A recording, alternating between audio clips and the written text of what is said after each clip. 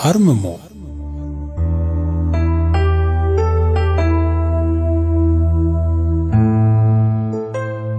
ደራሲ ዶክተር ኤልያስ ገብሩ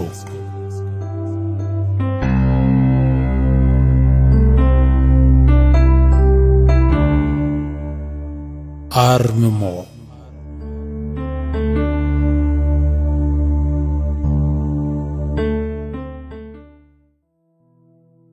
ምዕራፍ 4 ጉዞ ወደ ኤረር ተራራ።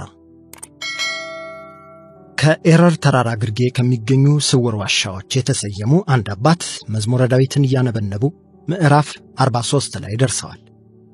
በተለይ ቁጥር 3ን በሞገደኛ ድምጽ አነበቡት።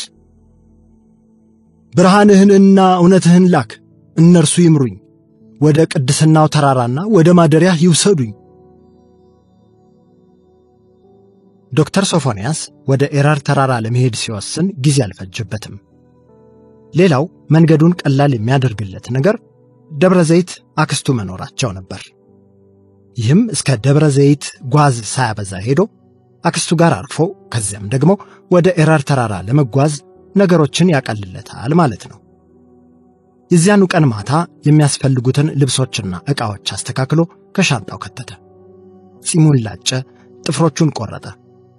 ራሱን ለጉዞ እያዘገጃጀ አመሸና ሲደክመው ወደ መኝታው ሄደ። በማግስቱ በሌሊት መኪናውን አስነስቶ ወደ ደብረ ዘይት ጉዞውን ጀመረ። የመኪናው ጎማ መንከባለሉን ቀጥሏል። በአቃቂ አቅጣጫ ከአዲስ አበባ ወጥቶ ለጥ ያለውን መንገድ ተያያዘው። የጋቢናውን መስታወት ዝቅ አድርጎ በግራ ክንዱ መስኮቱን ደገፍ ብሎ ነበር የሚያሽከረክረው። አየሩ ደግሞ ማለፊያ ነው፣ በረድ ያለ ሰላማዊ አየር። መኪናውን ወደ ደብረ ዘይት መስመር እያስከነፈ እሱም በሐሳብ መጋለቡን ያዘ። ታዲያ እየነዳ በፈለገ ሐሳብ ሲነጉድ የመንገድ ጉዞና የነፍስ ጥሪ ጉዞ በብዙ መልኩ ተመሳሰሉበት። ምክንያቱም ሁለቱም ጉዞዎች የሚያነሳሳቸው አንድ ጥያቄ፣ የሚያሳኩትም አንድ ዓላማ አላቸው። ሁለቱም ዝግጅትን ይሻሉ። ሁለቱም ጉልበትና ጊዜን ይፈልጋሉ። ከምንም በላይ ግን መንገዱን ጨርሰው የደረሱም የውስጣቸውን ጥያቄ የመለሱም እፎይ ብለው ከድካማቸው ያርፋሉ። አውቀንም ይሁን ሳናውቅ ሁላችንም ጉዞ ላይ ነን። የሕይወት ጉዞዋ ውጣ ውረዷ ግን ቀላል አይደለም። ስንቱ ጉዞው ተሰናክሎበት ከመንገድ ዳር ቆሟል። የኑሮ ጎማው ተንፍሶበት ከአውላላው የሐሳብ ሜዳ ላይ የቀረውን ቤቱ ይቁጠረው። መድረሻና ዓላማ የለሽ ኑሮ ተንሰራፍቷል። የእያንዳንዱ ጓዳ ብዙ አስለቅሰው ትንሽ የሚያስቁ ታሪኮችን አዝሏል። ስንገነባ ሲፈርስ፣ ደግመን እስኪፈርስ ስንገነባ ሕይወት ይቀጥላል። ፍርስራሽና ሰቀላ ታሪካችን ነው። ጅኒውም መላኩም ጽፈው የሚያስቀሩት ክታብ አለን።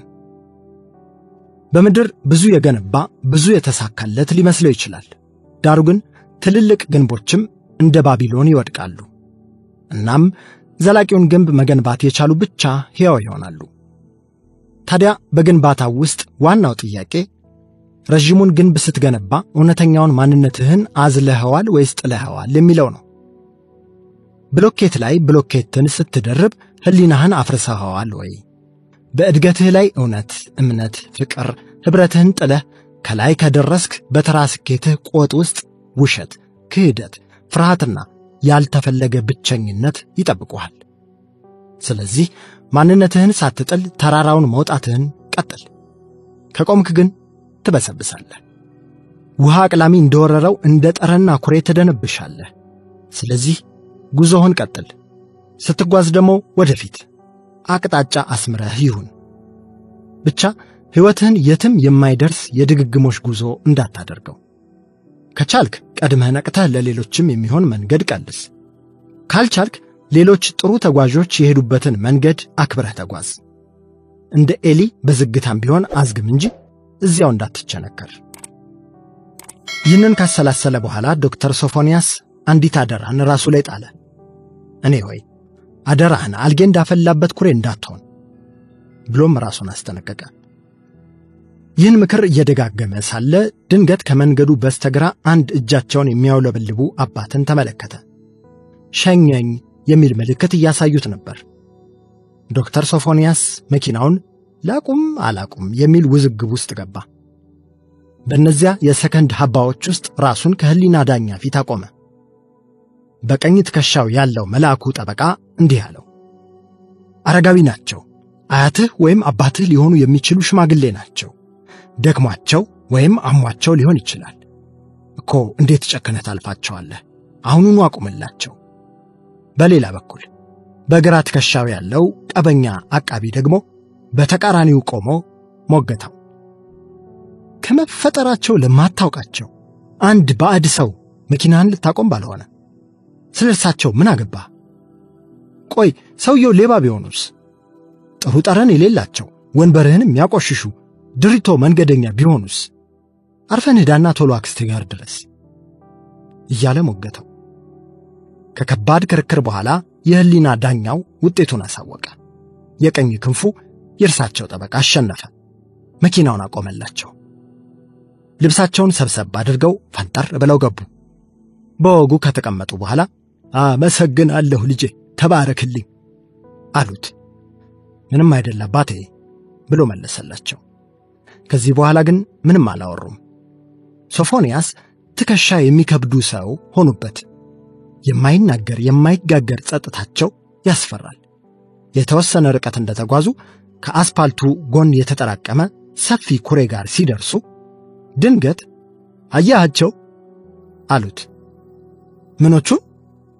አልጌዎቹን በጣታቸው ጠቆሙት። አሁን የዓለምን 90% ኦክሲጅን የሚያመርቱት አልጌዎች እንደሆኑ ታውቃለህ። የሕይወት ደጀኖቹ ዛፎች ደግሞ ቀሪውን 10% ያመርታሉ አሉት። በጣም ይገርማል፣ አላውቅም ነበር አለ ዶክተር ሶፎንያስ። ቅድም ከራሱ ጋር ሲያደርገው የነበረውን ውይይት እያስታወሰ ራሱን ታዘበ። ለካ ወንዝ ብቻ ሳይሆን ኩሬ መሆንም ምስጢር አለው። ከኩሬ የጀመረ በሐይቅ ቀጥሎ በባህር ሰልሶ ውቅያኖስ ይሆናል። እርሳቸው ግን ሌላ ነገር አላወሩም። አሁንም ከባድ ዝምታቸው መኪናውን ሞላው። በጨረፍታ አይቷቸው በግርምት ፈገግ አለ። ምን አይነት እንቆቅልሽ ነው የጫንኩት? ኋላ ላይ ያንን የነጻነት ዋጋ የሚገለጥበት ስፍራ አሳይኸው አሉና ድንገት ጥያቄ ያቀረቡለት። በመካከለኛው መስታወት ሲያስተውል ቃሊቲ ማረሚያ ቤት አካባቢ እንደደረሱ ተረዳ። በቃ እዚያች ጋር ታወደኛለህ ልጄ አሉት። መኪናውን ሲያቆምላቸው ከዕድሜያቸው በማይጠበቅ ፍጥነት ቀልጠፍ ብለው ወረዱ። ታዲያ ከመኪናው ብዙም ሳይርቁ ዞረው ተመለከቱት። አስተያየታቸው ጠሊቅ ነበር። እግዚአብሔር ይስጥልኝ፣ አመሰግናለሁ አሉት በትህትና። ምንም አይደል አባቴ፣ ሰላም ሁኑ። አንተም ሰላም ሁን፣ እንደሱ ፍቃድ በቅርቡ እንገናኛለን ብለውት እየተቻኮሉ ወደ ማረሚያ ቤቱ አቅጣጫ አመሩ። ዶክተር ሶፎንያስ በድጋሚ እንገናኛለን በማለታቸው እየተገረመ የነዳጅ መስጫውን ረገጠው። ብዙ ነገሮች እያውጠነጠነ መንገዱን ለጉድ ፈጨው። ለላይኩን መሸሸጊያ የሰጡት አረጋዊው ገበሬ ጸሎት አድርሰው ገበታ ቀረቡ። ተመግበው ሲጨርሱ አመስግነው ገበታው ተነሳ። ኋላም አረጋዊው ሰው ትንሽ ከብቶቹን አየት አድርጌያቸው ልምጣ ብለው ወጡ። ላይኩን በደጉ አረጋዊ በጎነት እየተገረመ ወደ ጠፈር አልጋው ተመለሰ። እግሩ አሁንም በመጠኑ እየተዘጠሰው ነው። ከውስጥ የልጅ ልጃቸው የበሉበትን ቦታ እያጸዳዳች ነበር። ለመጀመሪያ ጊዜ ልብ ብሎ አያት። ከዚያች ሳይረዳት የተረዳችው ልጅ ጋር ያላት መመሳሰል እጅግ አስደነቀው። ስምሽ ማን ነው አላት። ማርታ መለሰች ልጅቱ። አጎንብሳ ቤቱን እየጠረገች ነበር። ጎበዝ ልጅ ነሽ ማርቲ፣ ትምህርት ትማሪያለሽ? አዎ የከሰዓት ፈረቃ ነኝ። የልጅቷ አይናፋርነት በእያንዳንዱ ቃላቶቿ ውስጥ ይታያል። ስንተኛ ክፍል ነሽ? 5ኛ። ጎበዝ ተማሪ ነሻ? ምንም አልል፣ እሞክራለሁ ጋሽዬ ፈገግ አለች። ላይኩን ትንሽ አሰብ ካደረገ በኋላ ሌላ ጥያቄ አስከተለ። እናት አባትሽ የት ናቸው? ልጅቱ አሁን ገና ከባድ ጥያቄ እንደጠየቃት በሚያሳብቅ መልኩ ለመመለስ አቅማማች። አባቴን አላውቀውም፣ ግን እናቴ አሟት አዲስ አበባ እየታከመች ነው አለች። የእናትሽ ስሟ ማን ነው? ልጆቼ ጨዋታ ጀመራችሁ እንዴ? አሉ አረጋዊው ገበሬ ድንገት በሩን ከፍተው እየገቡ። አዎ አባቴ፣ ለይኩን ያክብሮት መልስ ሰጠ። መልካም ነው አሉና አረጋዊው ገበሬ ጋቢያቸውን ጣል አድርገው ከበርጩማው ተቀመጡ። ልጄ ማርታ የትምህርት ሰዓት እንዳይረፍድብሽ። እሺ አባ አለች ልጅት ማርታ። ብዙም ሳትቆይ ደብተሯን ይዛ እየተቻኮለች ወጣች። አሁን እንዴት ነህ ታዲያ እግርህን? አሉ እሷ ከወጣች በኋላ ሙሉ ትኩረታቸውን ለለይኩን እየሰጡ። ትንሽ ይጠዘጥዘኛል እንጂ ደህና ነኝ አባቴ። አዎ ማታ ሳጥባህ አይቼዋለሁ። ሚስማሩ አጥንት ድረስ ዘልቆ ገብቷል። ሐኪም ቤት ብትታይ መልካም ነበር። ነገር ግን ተፈላጊ እስረኛ ስለሆንክ ሊለዩህና ሊይዙክ ይችላሉ። ስለዚህ እዚሁ ሆነ ፈጣሪ እንዲሽርህ መለመን ነው የሚሻለው። ያሉትን በሙሉ እቀበላለሁ አባቴ ብሎ መስማማቱን ገለጸላቸው። እንግዲያውስ ልጄ ታሪክህን ካቆምክበት ቀጥለህ አጫውተኝ። እንዴት እንደታሰርክም ለማወቅ ፈልጋለሁ አሉት ከመቀመጫቸው ላይ የተመቻቹ። ለይኩን እሺ አባቴ አለና ትረካውን ቀጠለ። ለይኩን ያኔ ፈተናውን ሲወድቅ ብዙ ሱነቱ ተቆራርጦ ወደቀ። ባዶነት ወደፊቱን የከበበው መሰለው። በዚያ ልጅነት የወጣናት ተስፋው ሰለለች። ያ ሁሉ ጥናቱና ልፋቱ ውሃ ተቸለሰበት። ውጤቱን ተቀብሎ እናቱ ጋር ነበር የተመለሰው።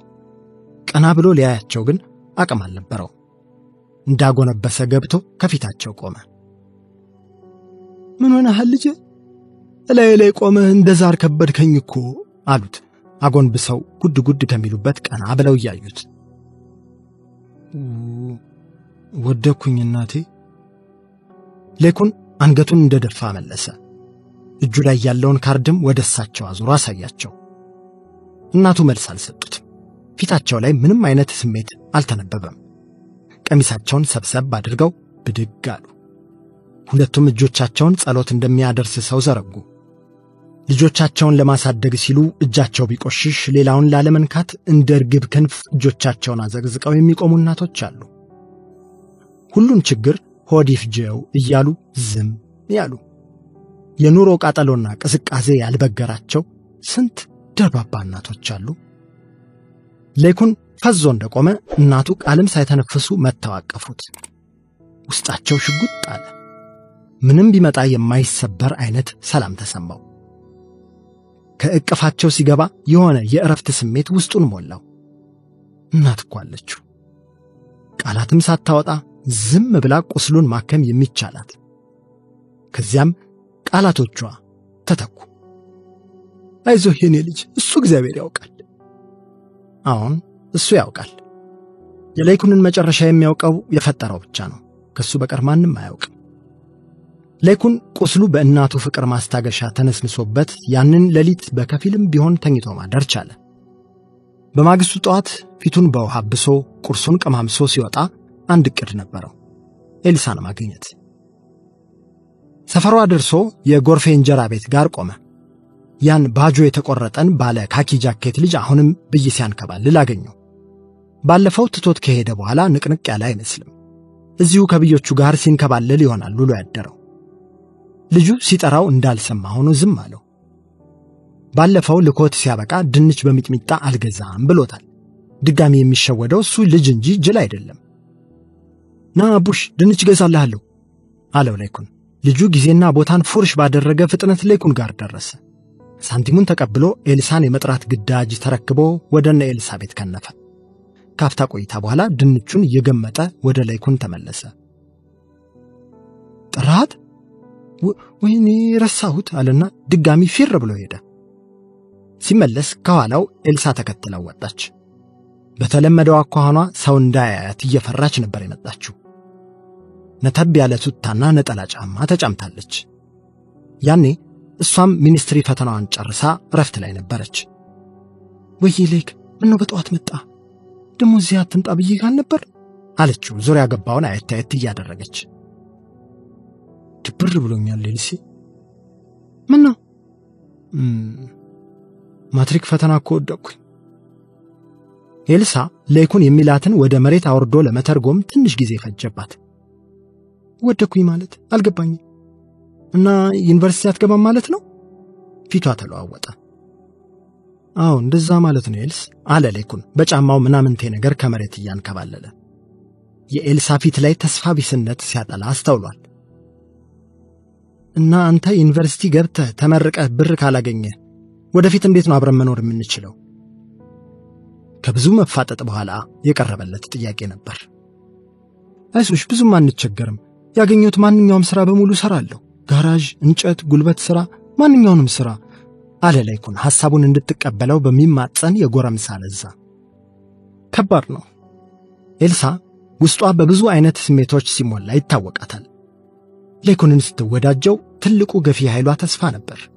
ጠንካራ ልጅ ነው፣ ለራሱም ደህና ደረጃ ደርሶ እኔንም ያሳልፍልኛል የሚል ተስፋ። ያቀድ ዛሬ አመድ ለበሰ። አሁን ምን እንደምታደርግ መወሰን አለባት።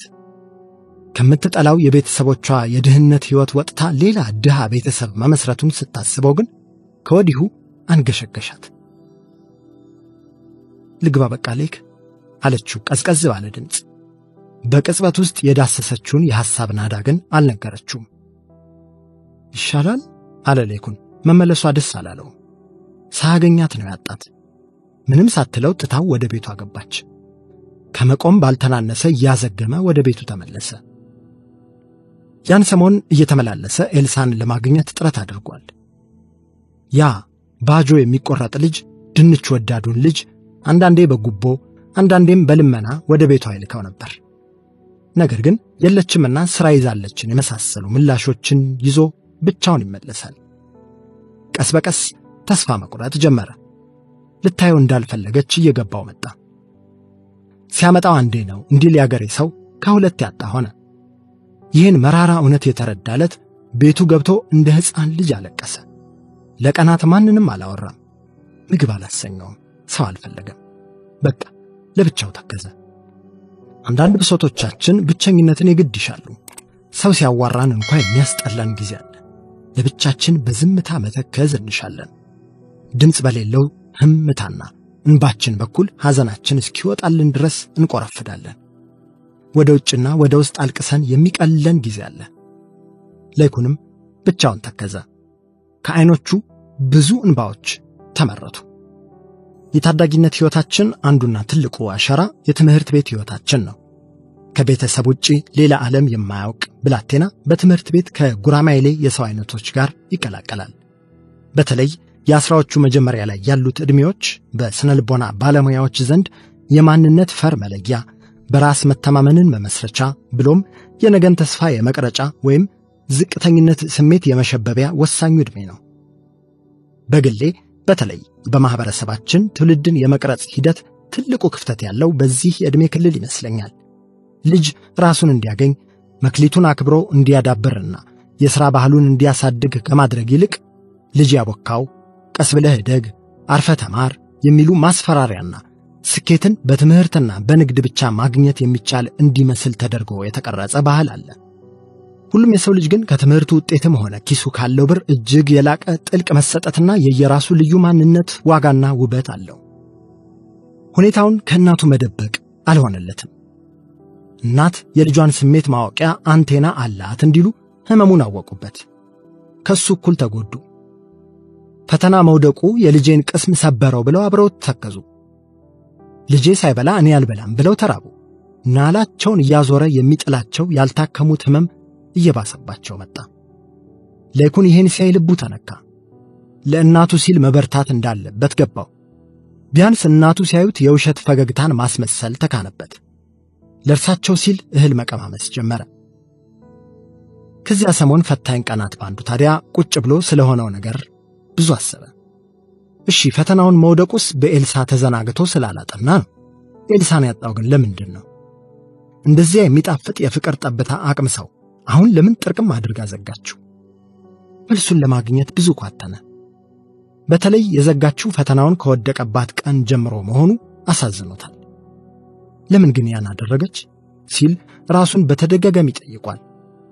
ስለምትጠላኝ አይሆንም፣ ትወደኛለች እኮ። የተሻለ ሕይወት መምራት እንደምትፈልግ ደጋግማ የነገረችው ትዝ አለው። አሁን የዘጋችን ተናዳብኝ ነው ብሎ በደም ሳሳው ለማመን ተገደደ። የወደፊት ኑሯችንን የተሻለ የማድረጊያ ዕድሌን ስላበላሸው አኩርፋኝ ነው አለና ይሄ በእርግጥም መሰረት ያለው ምክንያት እንደሆነ ራሱን አሳመነ። ቀጥሎ ያውጠነጠነው ወደፊታቸውን እንዴት ማስተካከል ይችላል የሚለው ነጥብ ላይ ነበር። ሳይደግስ አይጣላምና በትምህርቱ ቢወድቅም በደህና ጊዜ ጋራዥ እየሄደ ያዳበረው የብረታ ብረት ሙያ እንዳለው ያውቃል። አንዱ በር ሲዘጋ ሌላው ይከፈታል የሚባል ይሄም አይደል?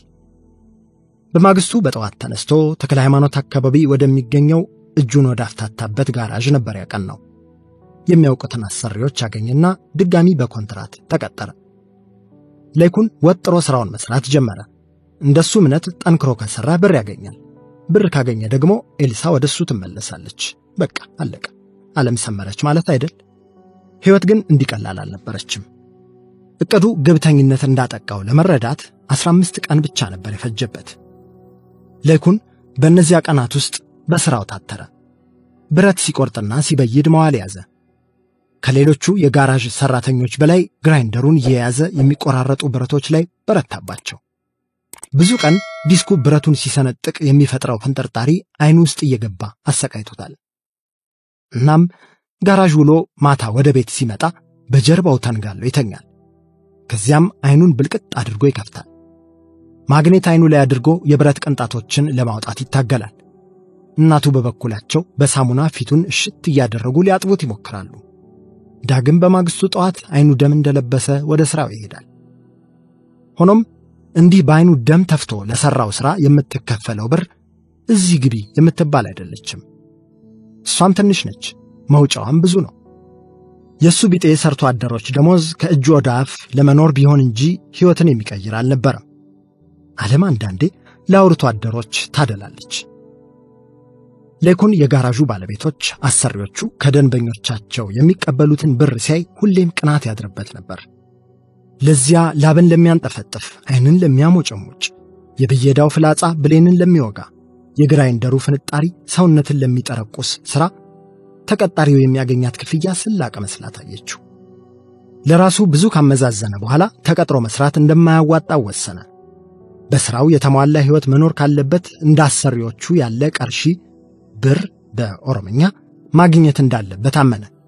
ያኔ አንድ ሐሳብ ብልጭ አለለት። ለምን የራሴን ጋራዥ አልከፍትም? በበነጋታው ወደ ሥራ ገብቶ ብዙም ሳይቆይ ነበር ሐሳቡን ለሥራ ባልደረቦቹ ያጋራቸው። በአንድ ድምፅ ከት ብለው ሳቁበት። አንቺ አባቴ በቃ ለይቶልሻል። ያኔ ፈተናውን ከወደቅሽ በኋላ ወሰድ እያደረገች ነው አለ ከመካከላቸው በቀልደኝነቱ የሚታወቀው ልጅ። ጋራዥ መክፈት ቀላል ነገር መሰለ እንዴ ጀለሴ? መበየጃ ማሽን ብቻውን ስንት ብር እንደሚሸጥ ታውቃለህ? አላውቅም አለ ለይኩን። እኔም አላውቅም ባክ አለ ጠያቂው እየሳቀ። እስከ 10,000 ብር ይገኛል አለ ከመካከላቸው በዕድሜም በልምድም በለጥ የሚለው ጎረምሳ። ይህ ሰው ኮስታራ ስለሆነ ማንም አይቀርበውም። ጅብሪል ይባላል። ብቸኝነትን የሚመርጥ ዝምተኛ ሰው ነው። ዕድሜው 40ዎቹን እየተሻገረ ቢሆንም አላገባም፣ አልወለደም። ይህን የገለልተኛነት ኑሮ ይወደዋል።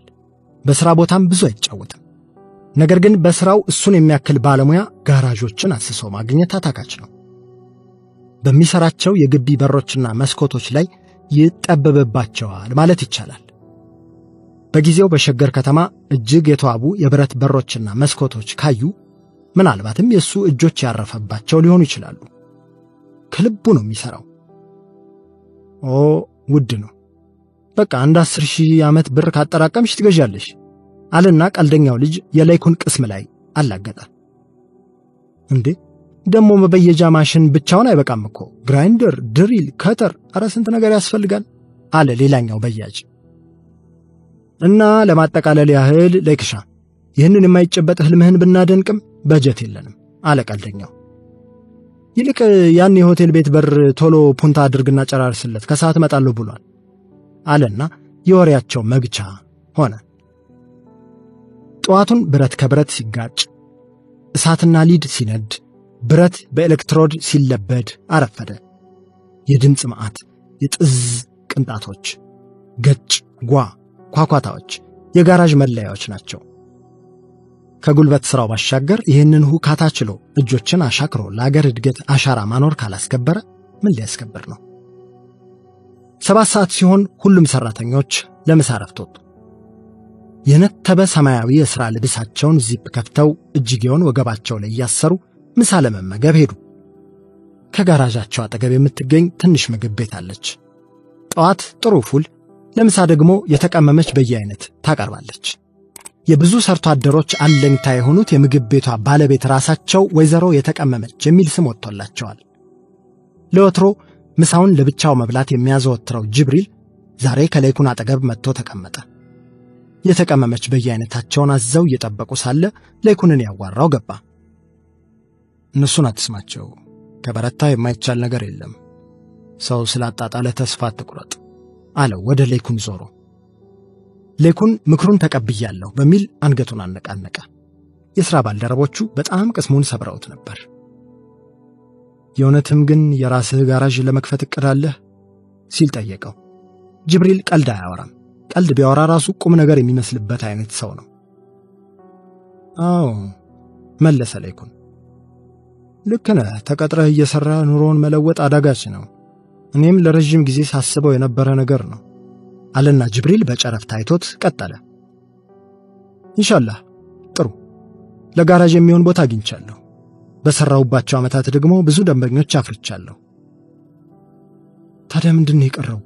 አለ ሌኩን በአዲስ ተስፋና ጉጉት። ማሽኖች ነው የቀሩኝ። ቢያንስ መበየጃ ማሽኑንና ግራይንደር ያስፈልገናል።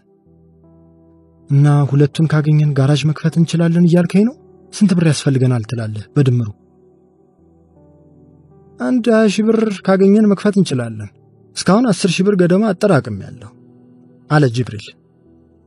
ይህንን ምስጢሩን ለሰው ሲያካፍል የመጀመሪያ ጊዜው ነበር። አንተም የእውነት ፍላጎቱ ካለህና ቤተሰብ ወይም ዘመድ ቀሪውን ብር የሚያበድርህ ቢገኝ በሽርክና መክፈት እንችላለን። እውነት? ሌኩን በችኮላ ጠየቀ። ከተስፋው ጥንካሬ ብዛት ብሩ እንደሌለው ራሱ ረስቶታል። በሚገባ እኔ ዋና በያጅ ሆኜ ከባዶቹን ስራዎች እሰራለሁ። አንተ እንደረዳትም እንደ በያጅም ሆነ ታግዘኛለህ። አንድ ሰው ጨምረን ከቀጠርን በቂ ነው አለ ጅብሪል። ከልቡ እንደሆነ ፊቱ ብቻ መሰከር ነው። ሲጀመር ንግግሩ ከዝምታው ካልተሻለ የማያወራ አይነት ሰው ነው። ዋዛና ቧልት አይወድም። ምሳቸውን በልተው ሂሳብ ከፍለው ሲወጡ ሌኩን ፊት ላይ የሆነ አይነት አዲስ ተስፋ ይነበብ ነበር። ከሰዓቱን በሙሉ ብር ማግኛ መንገዶችን ሲያወጣና ሲያወርዱ አለ። 11 ሰዓት ደርሶ ወደ ቤት መሄጃቸው ሲቃረብ ወደ ጅብሪል ጠጋ ብሎ አንድ ጥያቄ ጠየቀው። ለምን ግን እኔን መረጥከኝ? ጅብሪል ሳያየው ነበር ጥያቄውን የመለሰለት። ምን መሰለ፣ ቢዝነስ ለመስራት የማይሆን ሰው 3 ባህሪያት አሉት። እነሱም ውሸት፣ ስንፍናና ሱስ ናቸው። እስካሁን 3ቱንም አንተ ላይ አላየውብህም።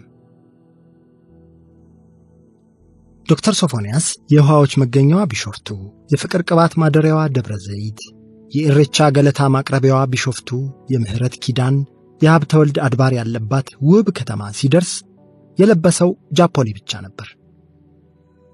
ከአዲስ አበባ ሲወጣ የነበረው ነፋሻማ አየር ቀስ በቀስ በሚወብቅ ሙቀት ተቀየረ። እናም ፀሐይ ቃልም ሳታወጣ ኮትና ሸሚዙን አስወልቃ በጃፖኒ አስቀረችው። ደብረ ዘይት እንደደረሰ መኪናውን እየዘወረ ወደ እጥቤ ሰፈር ገባ። እዚህ ግድም የሀብታም ቤቶች ግቢ በኮሽም ሌላው ደግሞ በሰንሰል ታጥሮ ማየት የተለመደ ነው። ተፈጥሮ ያበጀቻቸው የኤሌክትሪክ አጥር ምትኮች ይመስላሉ። ከመጣ ትንሽ ስለቆየ ያክስቱ ቤት እንዳይጠፋበት ፈርቶ ነበር። ነገር ግን ጀርገግ ብሎ የበቀለው የኮሽም ዛፍ ያኔ እንደነበረው ከነፍካቱ ነበር የጠበቀው። ክላክሱን ሲያጮህ ዘበኛው የግቢውን በር ከፈቱለት። መኪናውን ቦታ ካስያዘ በኋላ ሻንጣውን አንግቦ ወደ ውስጥ ገባ። አክስቱ ኢሴቴ የ8 የዕድሜ አክስቱ አይደለችም። በትንሽ ዓመታት ነው የምትበልጠው። ፊቷ በፈገግታ እንደተሞላ መጥታ ግጥም አድርጋ ሳመችው። አያቷ ጋር ስላደገች በኦሮምኛ ቋንቋ ነው አፏን የፈታችው። አማርኛ ስታወራ ደስ የሚል ለዛና ኩልትፍ ያላት።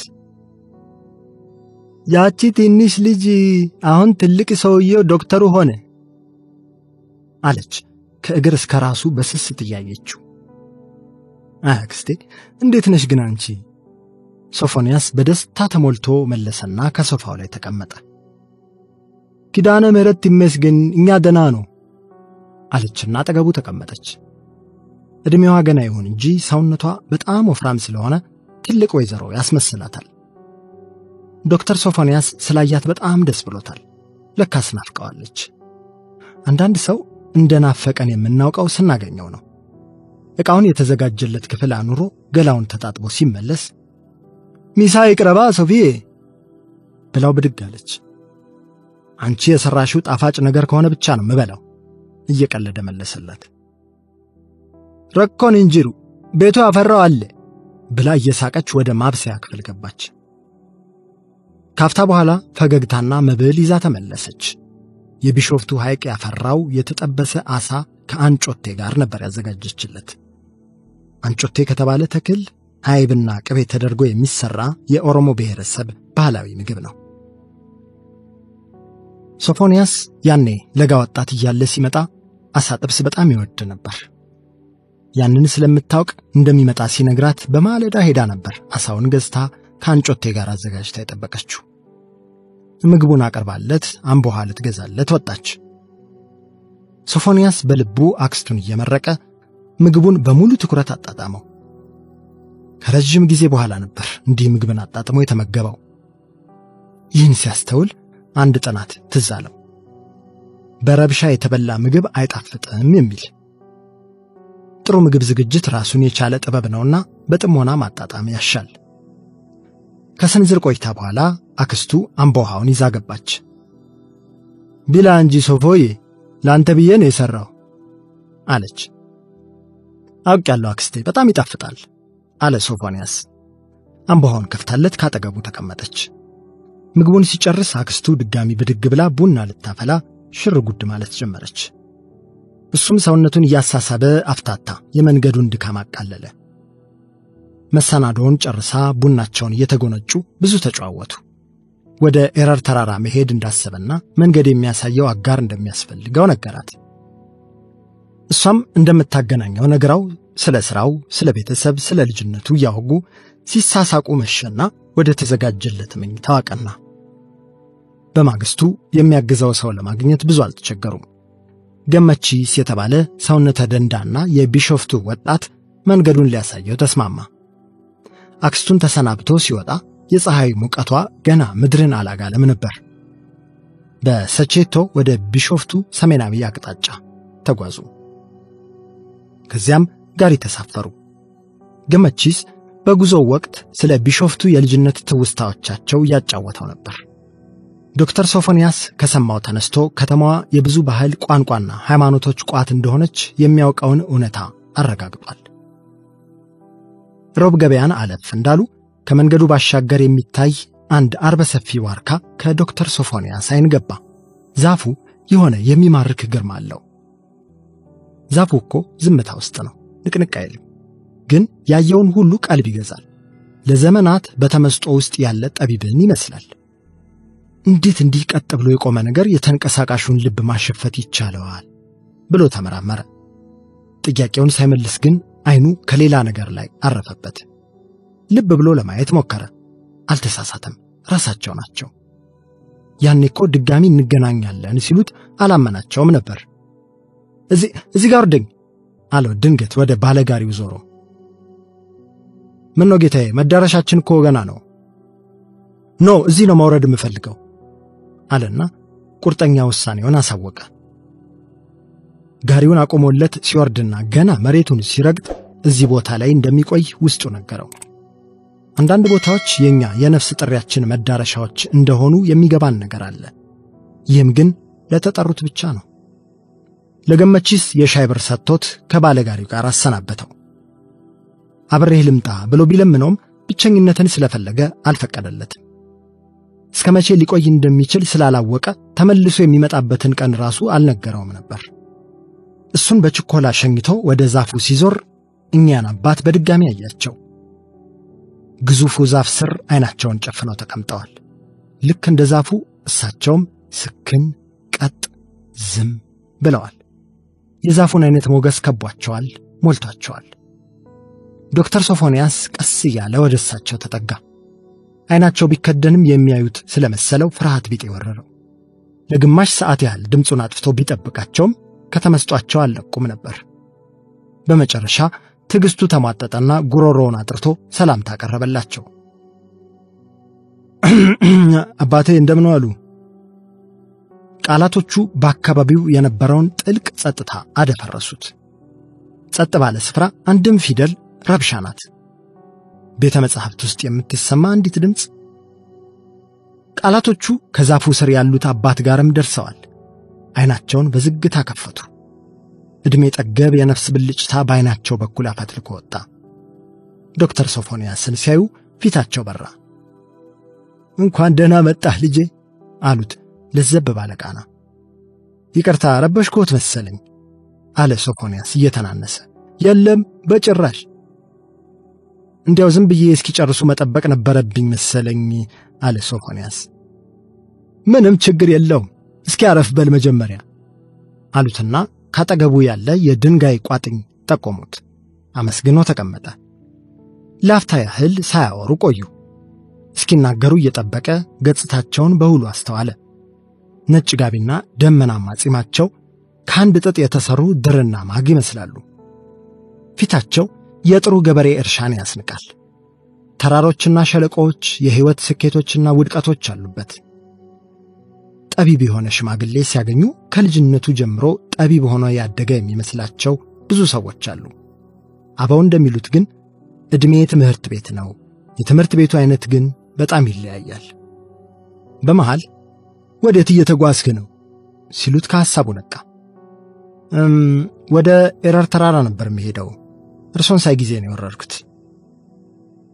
መልካም ነው። እዚያስ ምን ልታደርግ ይሆን አካሄድ ብለው ሌላ ጥያቄ አስከተሉና በአይናቸው ገረመሙት። መልሱ ከገመተው በላይ ቀለል ብሎ ካፉ ወጣ። እኔ ዝምታን ፍለጋ ነው ከአዲስ አበባ የመጣሁት አባ። ማለፊያ ነው። ግን አንድ ነገር ልጠይቅህ፣ ሰው አዞህ ነው ወይስ ራስህ ፈልገህ ነው እዚህ የመጣኸው? ኧረ በፍጹም በራሴ ፍላጎት ነው የመጣሁት። እንደዛ ከሆነ ጥሩ አሉና አንድ ነገር እንደሚያይ ሰው ከሩቅ አድማስ ላይ አተኩረው ቆዩ። ቀጥለውም ይኸውልህ፣ ይህንን ጥያቄ ጠየቅሁ በምክንያት ነው። ዝምታን ራሳችን ፈልገነው ካገኘነው ጥበብ ነው። በሰው ተገደን ዝም ካልን ደግሞ የቁም እስር ነው። አብዛኛው ሰው ዝም የሚለው በራሱ ምርጫ ሳይሆን ያለበትን ማህበረሰብ ወግ፣ የሥራ ቦታ ደንብ አያውቅም መባልን ወይም ሰውን ፈርቶ ነው። በተለይ ይህ የቱማታ ዛር የወረረው ትውልድ ከእውነተኛው የዝምታና የጥሞና ፍሬ በእጅጉ የራቀ ነው። እንዳልኩ ዝም ሲል እንኳ የሚናገረው ነገር ስለሌለው አሊያም ስህተት ተናግሮ አያውቅም ላለመባል ነው። በእውነት አንተን መሰል ጥበብ ፈላጊ ሰው በዚህ ጊዜ ማግኘት ግን መታደል ነው። ለዚያም ነው ምክንያትህን የጠየቅኩ። አትርሳ፣ አንድን ነገር የምናደርግበት ምክንያት ውጤታችንን ቀድሞ እንደ ራእይ ያሳያል። ነገን ዛሬ ይወጥናል። ዶክተር ሶፎንያስ ይህንን ሲነግሩት ምን እያሉት እንደሆነ በከፊል ገብቶታል። ግን ይበልጥ እንዲያብራሩለት ስለፈለገ ለምሳሌ በትምህርት ቤት ልጆችን ዝም እንዲሉ ስናስፈራራ አስረናቸዋል ማለት ይቻላል ብሎ በምሳሌ ጠየቃቸው። ምን መሰለህ፣ እኛ ልጆቻችንን ዝም በሉ እያልን በጩኸት እያስበረገግን ነው ቤት ውስጥ የምናሳድጋቸው፣ ትምህርት ቤት የምንቆጣቸው። እንዴት ዝም ማለት እንደሚችሉ ግን አናስተምራቸው። ዝምታ ግዴታ እንጂ ምርጫቸው እንዲሆን አንቀርጻቸው። ሰው ያልተማረውን ከየት ያመጣል? ልጆች ከኛ ያዩትንና የተማሩትን የሚያንጸባርቁት። እኛ ያልተለማመድነውን ጥሞናና ጸጥታ ከየት ሊለምዱት ይችላሉ? ዝምታን ሳይሆን መዋከብን በሳምንት 7 ቀን ኖረን እያስተማርናቸው በዝምታ ማሰላሰል የሚችል ትውልድ መፍጠር የሚቻለን ይመስልሃል? አሉና በጥያቄ ተመለከቱት። የምንችል አይመስለኝም። እርግጥ ልክ ብለዋል። ግን እኛስ ካለ ድምፅ ካለ ቃላት እንዴት መኖር እንችላለን? ካለ ቃላትም ካለ ጸጥታም መኖር ሙሉ አይደለም። ጸጥታን እንደ ጠላት ቅፍለት ብንሸሸው እንኳ ወደድንም ጠላንም የሕይወታችንን አብዛኛውን ክፍል ጸጥ ማለት ግዴታ ሆኖብናል። እንቅልፍ በአማካይ የዕድሜያችንን 1/3 የሚወስድ የጸጥታ ገበታችን ነው። ሕልም ከምናልምባቸው፣ ቅዠት ከምንቃዥባቸው ቅጽበቶች ውጪ ተኝተን እስክንነቃ ጸጥ እንዳልን እንቆያለን። ብቻችንን በምንሆንባቸው አብዛኛዎቹ የቀኑ ሰዓታት ባንፈልግም ጸጥ እንላለን። የቃላት አጠቃቀማችን እንኳ ካለ ጸጥታ ክፍተቶች ትርጉም የላቸውም። እናም ተፈጥሮ በራሷ ጸጥታን ትጭንብናለች። ዋናው ነገር ግን ጸጥታን ሳንገደድ መለማመድና ፍሬውን አነኩተን ወደ ዝምታና አርምሞ መድረስ መቻል ነው። ለዚህም ነቢያት ከተራራ፣ መናኞች ከበረሃ፣ ቀዛፊዎች ከባህር ብቻቸውን ተቀምጠዋል። ይገርማል። በግሌ ድምፅን ተፈጥሮ ብዙም እንደማትወድ እኔም ባለፈው ሳስብ ነበር። ግን ቃላትም አስፈላጊ ናቸው ብዬ አምናለሁ። ትክክል ነህ። ግን ጸጥታና ዝምታ ይለያያሉ። ጸጥ ማለት የግዴታ፣ ዝም ማለት ደግሞ የምርጫ ጉዳይ ነው። ዝምታን መረዳት ቃላትንም ለመረዳት ይጠቅማል። ጥሩ ሙዚቀኛ ለመሆን ጥሩ ጉሮሮ ብቻ ሳይሆን ጥሩ ጆሮም ያሻል አይመስልህም? በሚገባ እስማማለሁ። ግን ዝምታን በከተማ ውስጥ ሆኖ ማግኘት በጣም ከባድ ነገር ነው የሆነብኝ። እዚህም ነው ወደዚህ መምጣት የወሰንኩት አለ ሶፎንያስ። ጥሩ አድርገሃል። ይህ ለብቻ መገለል የጠቢባን ሁሉ መነሻ ተግባር ነው። እንግዲያውስ በልና ተከተለኝ ብለው ብድግ አሉ። ወዴት ልንሄድ ነው? አለ ሶፎንያስ ተከትሏቸው እየተነሳ። እንዴ ወደ ኤረር ተራራ አይደል የምትሄደው? አዎ። በል ተከተለኛ እንግዲያውስ። ዶክተር ሶፎንያስ አንዴ ብቻ መንገድ ላይ ያያቸውን አባት ተከትሎ ወደማያውቀው መንገድ ጉዞ ጀመረ። እየሄዱ ሳለ ከኋላ በቅጡ ተመለከታቸው። ብርቱ ሽማግሌ ናቸው። ቡላማ ቀሚሳቸውን ሰብሰብ አድርገው በእጃቸው ይዘው ነበር የሚነጉዱት። ቅልጥፍናቸው በጣም አስደመመው። ጥሻዎችን እያሳበሩ ከአድባር ጊዮርጊስ ባሻገር ከጉዲኖ ተራ እስከ ሚጊራ ባለወልድ ቤተክርስቲያን ማዞሪያ ታጥፎ በስተሰሜን አቅጣጫ ወደ ሆራ የሚወስደውን መንገድ ይዘው ዘለቁ። ይህ መንገድ በጋሪ ግልቢያ ግማሽ ሰዓት ገደማ ይፈጃል። ብዙ ከፊትና ከኋላ ሆነው ከተጓዙ በኋላ ሶፎንያስ ውስጡ የሚመላለሱትን ጥያቄዎች ጠየቃቸው። እርሶ ግን ማንኖት? ባለፈው እንዴት አውቀው ነው ድጋሚ እንገናኛለን ያሉኝ? ለምንስ ሊረዱኝ ፈለጉ? ምንም መልስ ሳይሰጡት በጨረፍታ አየት ታደረጉትና ለሁሉም ሙቀት የመገለጫ ጊዜ አለው ብለውት ጉዟቸውን ቀጠሉ። የተወሰነ አድካሚ መንገድ ከተጓዙ በኋላ አንድ የተንጣለለ ሐይቅ ጋር ደረሱ። እዚሁ ትንሽ እንረፍና አዳራችንን የካህኑ መልከጼዴቅ ህቡዕ ደብር እናደርጋለን። ረድኤታቸውን ተቀብለን ነገ እንደ እግዚአብሔር ፈቃድ ወደ ኤረር ተራራ እንጓዛለን ብለውት የሐይቁን ትዕይንት በግላጭ የሚያሳይ ቦታ መርጠው አረፋሉ። ደብረ ዘይት ውስጥ ስንት ሐይቆች እንዳሉ ታውቃለህ ዶክተር? አሉት ተቀምጠው ትንሽ ተንፋሻቸውን መለስ ካደረጉ በኋላ። አላውቅም አላቸው በውስጡ ዶክተር መሆኔን መቼ የሆነ የነገርኳቸው እያለ እየተወዛገበ። ያሉት 7 ሐይቆች ናቸው። 7ቱም ውስጥ ለውስጥ ይገናኛሉ። እንዲሁ ሁሉ 7 ቅዱስ ተራሮችና ህቡዕ ዋሻዎችም አሉ። ታዲያ 7 የሆኑት በምክንያት ነው። ይህ ከፊታችን ተንጣሎ የምታየውና ብዙሃኑ ሰው የማያውቀው ሐይቅ ሆራ አንጋፎታ ይባላል። ይህም በኦሮምኛ ሆሪያ ማለት ሐይቅ ሲሆን አንጋፎታ ደግሞ አንጋፋ ወይም ታላቅ የሚለውን ይገልጻል። ከ7ቱ ሐይቆች አንጋፋው ይህ ስለሆነ ነው። እንዲህ የተባለው በስፋት ከሌሎቹ ስለበለጠ ግን እንዳይመስልህ አሉና ሐይቁ ላይ አተኩረው ቀሩ። ታዲያ ለምን ይሆን ታላቁ የተባለው? ሶፎንያስ ጠየቀ።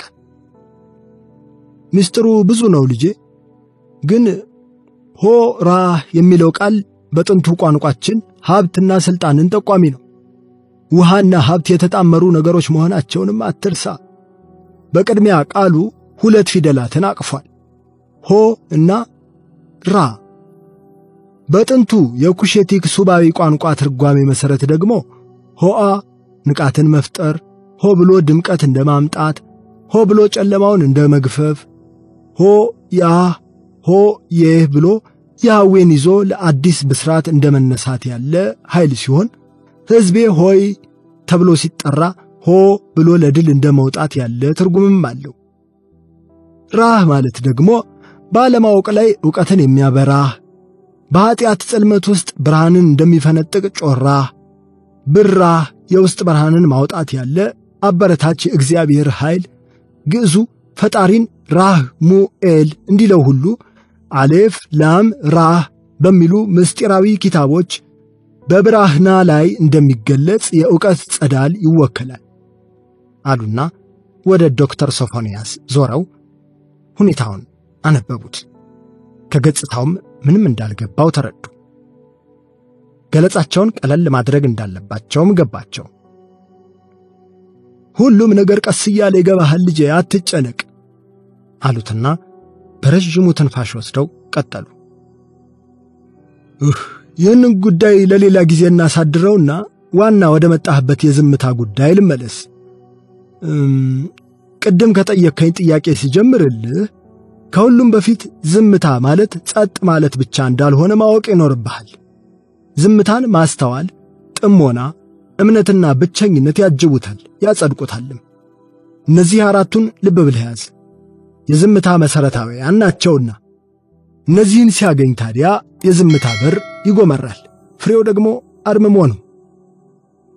ይህኛው ርዕስ በጉጉት ጸጉሩን ቀጥ ያደረገበት ሶፎንያስ እባክዎትን ያብራሩልኝ ሲል ተማጸናቸው። እሺ ብዙም አታስብ፣ አራቱንም ተራ በተራ አብራራልሃለሁ። ለዛሬ ግን ስለ ማስተዋል በመጠኑ ላሳውቅህ እሻለሁ። ፈቃደኛ ነህን? በሚገባ ምክሮትን መስማት ፈልጋለሁ፣ ግን ቢያንስ ስሞትን ባውቅ ደስ ይለኝ ነበር አለ ሶፎንያስ እያንገራገረ።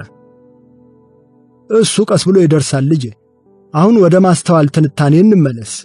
ልብ በል፣ አውቃለሁ የሚል ሰው ዝም ማለት አይሆንለትም። ዝምታ አለማወቅን ማወቅ ይሻል። ለሁሉም ጥያቄ መልስ አለኝ ብሎ የሚታበይ ሰው ዝም ማለት እንዴት ይቻለዋል? አዎ እንዳልከው ውጫዊ ድምጾች ይረብሹናል፣ ግን ቅድሚያ እኛን የምንረብሸው ማስተዋል ስለሌለን ወደ ዝምታ የማንጓዘው። ማንኛውም ውጫዊ ድምጾች የሚረብሹን እኛ ከፈቀድንላቸው ብቻ ነው። እናም እንዳትሳሳት፣ ቴክኖሎጂ መጥፎ አይደለም፣ የኛ አጠቃቀምና አለማወቅ ነው መጥፎ። ዕውቀት ስልህ ደግሞ ወደ ሌላ ዕውቀቶች አታማትር። አሁንም የዕውቀት ምንጭ ከላይ ነው። ምንጩን ከቀዱ በኋላ ግን የሚያደፈርሱ ከታች አሉ። እኛም ዝም ያላሉ የተረበሸ ስብዕናና ልቦና የገነቡ ከንቱ የሰው ልጆች ናቸው አሉና ረገጥ አድርገው ቀጠሉ። ልጅ ዝምታ የቃላት አለመኖር አይደለም። ቃላት አስፈላጊም ብቻ ሳይሆኑ ውበትም ናቸው። የፍጥረት ሁሉ ጅማሮ ቃል እንደሆነ አትርሳ። ግን ቃልም ከዝምታ ነው የወጣው። ደመና በሌለው ጨለማ ቀና ብለህ ሰማዩን ብታይ ብዙ የሚያበሩ ኮከቦችን ታያለህ። እነሱ ብርሃን ናቸው፣ የሰማዩ ትርጉም ናቸው፣ ውበት ናቸው። ግን አንድ ነገር ልብ ካልክ ልጠይቅህ፣ ኮከቦቹ የተበተኑበት ጠፈር ባዶ ቦታ፣ ስፋት፣ ወርድና ቁመት ከኮከቦቹ አይበልጥም? ኦናው ከመከሰቱ አይገዝፍም? ያልተገለጠው ከተገለጠው አይልቅም? ዶክተር ሶፎንያስ ንግግራቸውን ቃል በቃል እያስተነተነ ነበር የሚሰማቸው። ዝም ብለው ቢጠብቁትም ጥያቄም መልስም እንደሌለው ባይኑ አሳበቀላቸው። እናም ዝምታ ጠፈር ነው፣ ቃላት ደግሞ እንደ ከዋክብት ናቸው። ሰማዩ ሰፊ ነው። ከዋክብት ሲኖሩ የሰማዩን ሰማይነት ይመሰክራሉ፣ ጨለማውና ብርሃኑን ይለያሉ። ግን ካለ መስካሪ በአርምሞ የሚኖር ደግሞ ከዙፋኑ አለ። እነሆ ቃላት እንደ ጨው ናቸው፣ ሕይወትን የሚያስቀጥል ጥፍጥናን ያድሉናል። የገበታ ወጣችን ጣዕም እንዲኖረው ጨው መነስነስ ያሻናል። ጨው ከሞጀርንበት ግን አያስበላንም፣ ወጡ ይደፋል። ቃላት እንደ መድኃኒትን ክብሎች ናቸው። አስፈላጊ ቢሆኑም በጊዜና በመጠን የሚወሰኑ፣ ከልኩ ካለፉ ግን ጉዳትና ሞት የሚያስከትሉ።